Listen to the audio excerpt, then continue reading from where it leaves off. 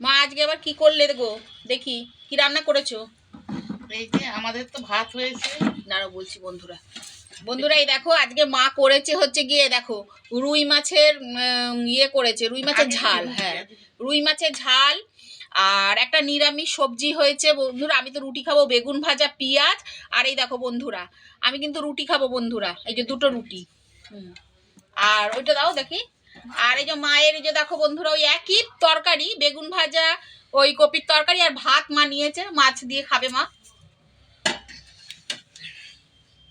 তোমরাও খেয়ে না, তুমি খাওয়া শুরু করো, খাওয়া শুরু করে দাও, নাও খাওয়া শুরু করে দাও, আমিও খাওয়া শুরু করে। আর একদম ইয়ে খাবো না, ভাত এখন খাবো না। যেদিনকে এক সপ্তাহে একদিন ভাবছি ভাত খাবো, এখন ওই রুটিটাই খাই। রুটিটা খেলে একটু মানে চেহারাটাও কমবে আর ব্যথা বেদনাগুলোও কমবে। না বেগুন আমি একদম ইয়ে নয়, তুমি খাও। যত তেল ফেল কম খাবো তত ভালো। মানে পায়ের এমন অবস্থা হয়েছে, করতে পার। নিচে বসাও আমার বারণ, কিন্তু যেহেতু আমাদের এখানে এখন ওই ডাইনিং টেবিলের সুবিধাটা নেই, ওই জন্য নিচে বসেই খাই, নিচে বসাই বারণ।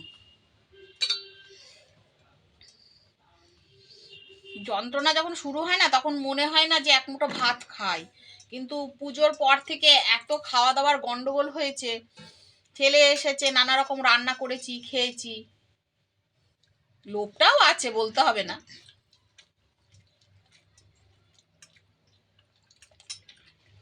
তার ফল হাতে নাতে।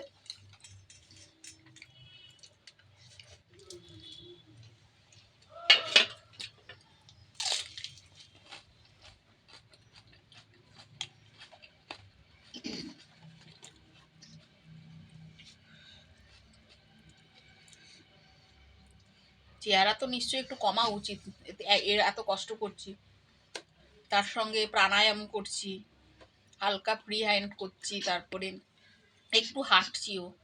তুই কিছুদিন কর, তবেই বুঝতে পারবি। হ্যাঁ কিছুদিন তো করবো। তোমার কি লঙ্কা নিলে নাকি? একটা এই ভাজার সঙ্গে একটা কাঁচা লঙ্কা। বেশি ঝাল খেও না, ঝালও ভালো না। ঠিক আছে বন্ধুরা, তোমরা খাও, আমরাও খাই।